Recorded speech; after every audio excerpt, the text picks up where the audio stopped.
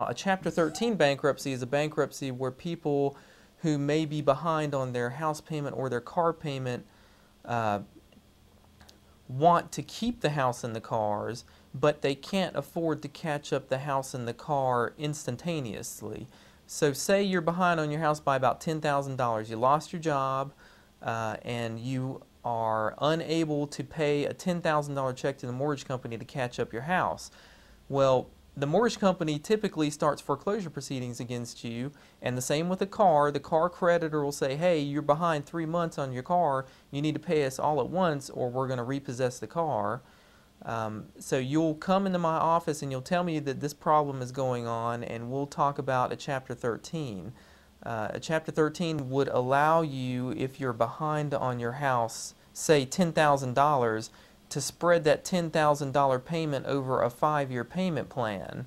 It would also allow you, if you're behind on your car payments, to spread those car payments over a 5-year payment plan, and you would be able to afford those payments much easier than having to lump sum pay the back payments to your mortgage company or your lien holder on the car. So Chapter 13 allows you to spread the payments you're behind on the house and the cars over a 5-year period instead of having to write big, gigantic checks to the mortgage company or the car creditor to instantaneously catch up those items. And a lot of people can't afford to do that, especially if they've been out of work and they just started picking back up on work again, and they are able to pay their regular monthly mortgage payments but can't pay that large amount to catch up the house. So Chapter 13 is basically a bankruptcy where you take your debts and you put them into a 5-year consolidation plan that spreads them over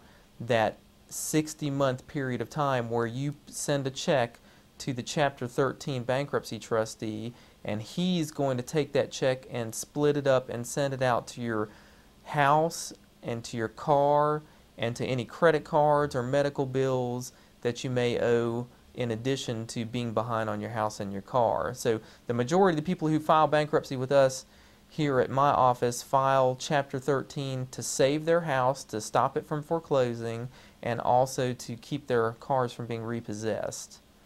Chapter 13 also requires you to have income when you file. So if you have lost your job and are behind on your house payments because you lost your job, but you get a job a few months later and the house went into foreclosure, and you come to me and say, hey, we want to keep this house out of foreclosure and we have enough money coming in now to pay the mortgage payments, but we can't pay what we are behind on the house that the mortgage company is asking for, that's where you want to do a Chapter 13 bankruptcy. You do have to have income to do a Chapter 13 bankruptcy, so you have to be employed, or you must be getting unemployment from the Employment Security Commission.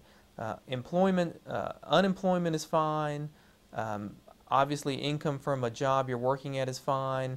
We oftentimes have people who file Chapter 13 who are getting help from their family, friends, or relatives to help them make payments to the Chapter 13 court. So you have to have a source of income to do a Chapter 13.